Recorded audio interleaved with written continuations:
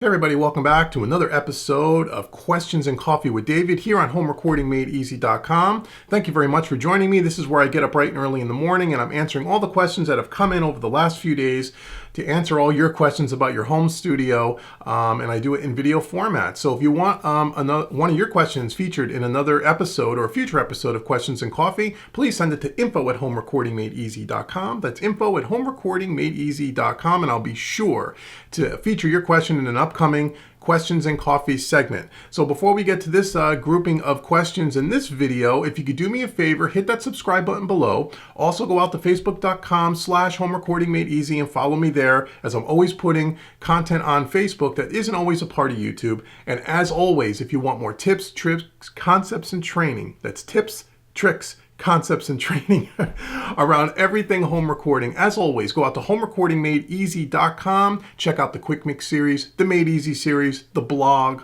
the vlog, tons of free content there to help you make better mixes, masters, and recordings in your home studio, and it will absolutely help you take your stuff to a more professional sounding level, I promise. So now let's get on with question number one.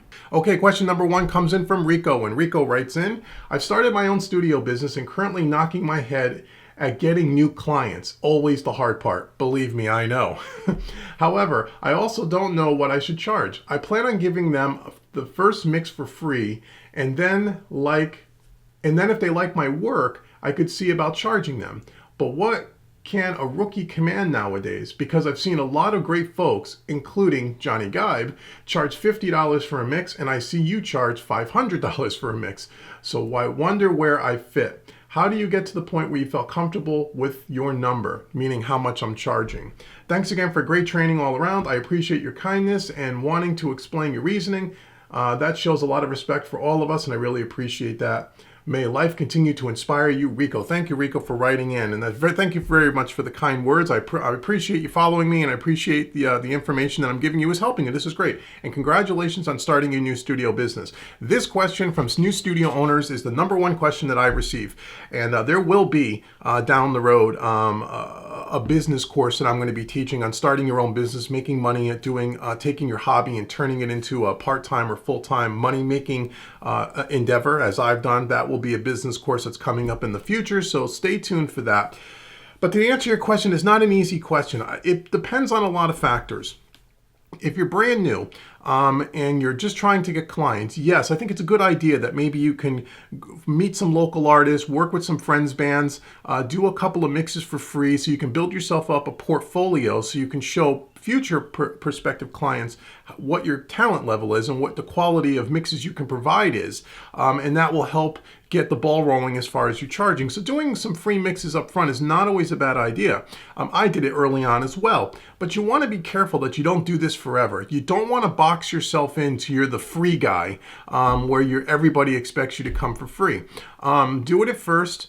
See how they like your mixes. If an artist gets a free mix and really likes your mixes and wants you to do future mixes, then I would charge them for those future mixes.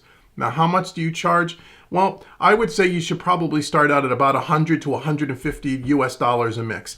I don't recommend you doing mixes for $50. I know you mentioned my good buddy Johnny Gibe does $50 for a mix, and that's fantastic. I'm not a believer in charging $50 for a mix.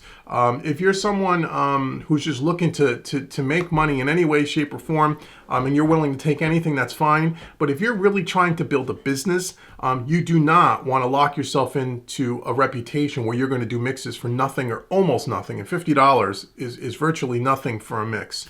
And so I would start at around $150.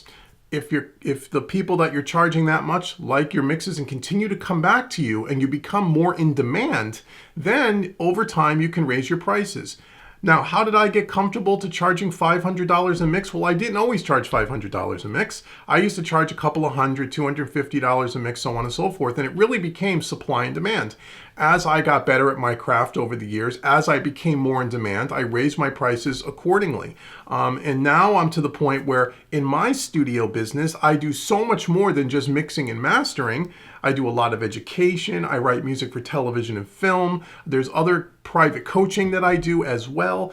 Mixing and mastering is only one revenue stream of many that I have in my studio. And therefore, you have to decide, or I had to decide, where do I want to spend my time? And if I'm going to spend my time on something, what do I need to get paid to keep my business running?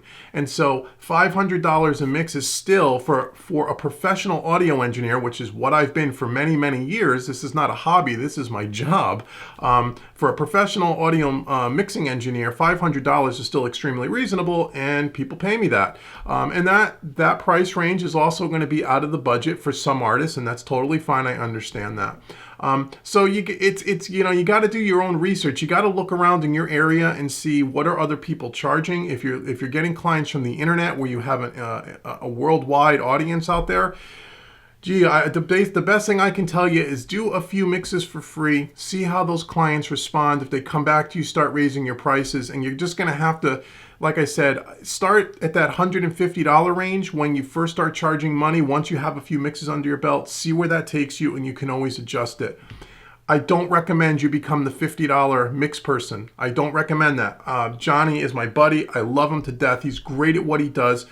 But Johnny also has a different kind of a business model, and he doesn't need to command a lot of money for what he's doing, and that's totally fine. Johnny could get $400 or $500 in mix based on his talent. I know that for a fact because I know Johnny very well. But he decides not to because he does other things in his business model as well. So it really all depends. If you're really looking to be a mixing engineer and that's your main core business, at least up at first, then you need to charge more money. You got to figure out what your time's worth. So I know that's kind of a roundabout answer, and it's not very specific, and I apologize for that because there isn't one size fits all answer here.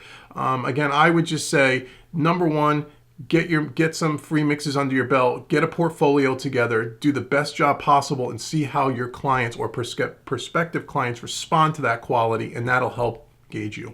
So I hope that answers your question. If you need any more clarification, please email me and I'll try to help you offline the best I can. And now let's get on to question number 2. Okay, question number 2 comes in from Troy, and Troy has a computer question, and he writes in, "Hi David, looking to upgrade my Mac Pro and wanted to know what you are using to run your Studio One sessions. I looked at your pages and couldn't find you discussing on any of your videos. Thanks, Troy." Hi Troy, well thanks for writing in. The computer that I use a 2013 Mac Pro, the little black trash can that came out a few years back. It has an 8-core processor with 32 gigs of RAM, and it has 2 upgraded video cards. I don't know the specs on it, forgive me, and a 2 terabyte SSD drive. Now that computer is, when I bought it in 2013, prior to that I was using a 2009 Mac Pro, the old Silver Tower, and I used that for 5 or 6 years, and that was a quad-core processor with 64 gigs of RAM in it. The reason why I made the upgrade is because once 2013 came around, I started doing a lot more video like I'm doing here. So I bought this computer not only to run my Studio One sessions, but to also do a lot of Final Cut Pro and video editing, so I needed a more high-powered machine. Also, I wanted to make sure that I made an investment that I was going to have this computer for at least 8 to 10 years. So the computer that I just described to you, my 2013 Mac Pro, is a pretty sizable investment. If you're a Mac person, you know that those computers run probably around $6,000 with all the upgrades, which for some people that's just completely out of the ballpark, and there's no way they can afford that kind of budget, and I totally understand. But again, for me, it was a business investment. It's what I do all my audio work, all my video work. Runs like a dream, doesn't crash. I could do major high definition 4K video editing, and it runs as smooth as butter, and that's what I needed. Now all my Studio One sessions and all my audio file sessions are all running, and even my video are all running off an external Thunderbolt drive, a RAID setup. So I run all the applications off the internal SSD drive, the 2 terabyte, and then I run all the sessions off an external Thunderbolt drive for storage reasons, because as you know, audio sessions and especially video sessions can get awfully big in file size, and you can chew up that 2 terabytes very, very quickly. So I have a Thunderbolt drive for just video. I think it's 6 terabytes, and then I have a Thunderbolt drive for just audio, which I believe is 4 terabytes. And I've had those now for about a year and a half, and I plan to have those for at least another 4 or 5 years.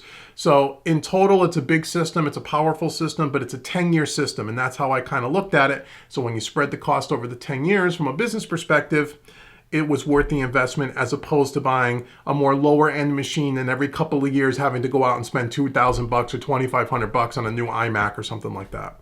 So I hope that answers your question, Troy. If you have any other questions about this, you could certainly write in. I'd be glad to help you. Now let's get on to the last question for this week's episode, question number 3. Okay, last question comes in from Neil. And Neil writes in, "Hi, I'm new to digital mixers and I'm thinking about getting a Studio Live 32. What is the latency like over USB when tracking audio?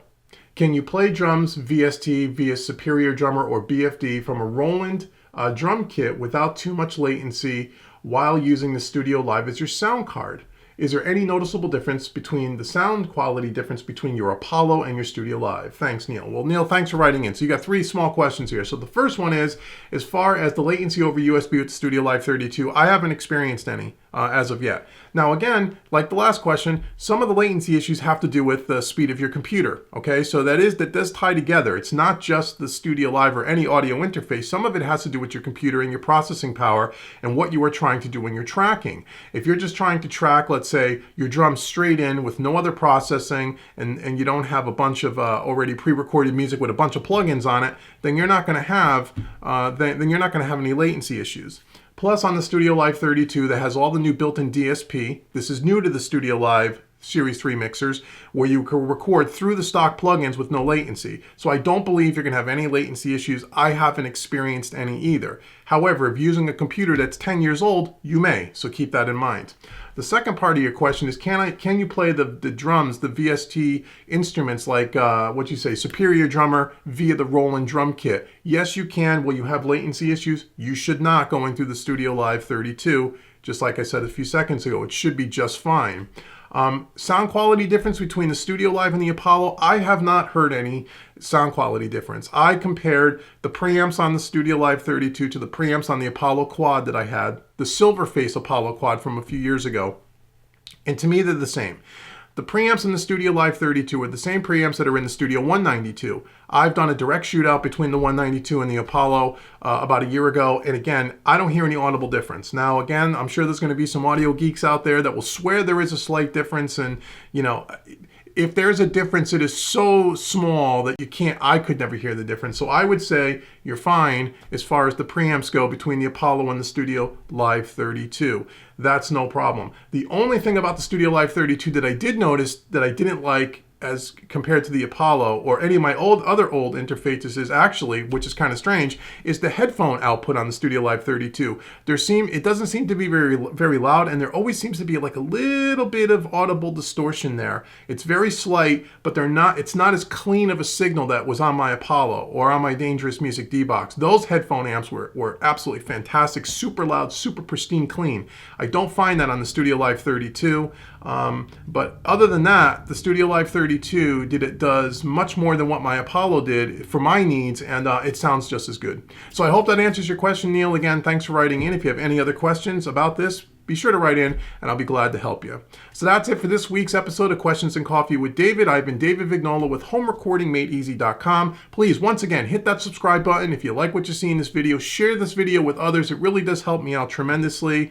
And again, go out to HomeRecordingMadeEasy.com and be sure to sign up on the VIP email list, which is right on the homepage. That's going to get you 5 free training gifts just for signing up, and you'll also receive special pricing on all my training products that are on my website today and all future products coming up in the near future. So until the next video, I'll see you again. Thank you so much for your support, and take care.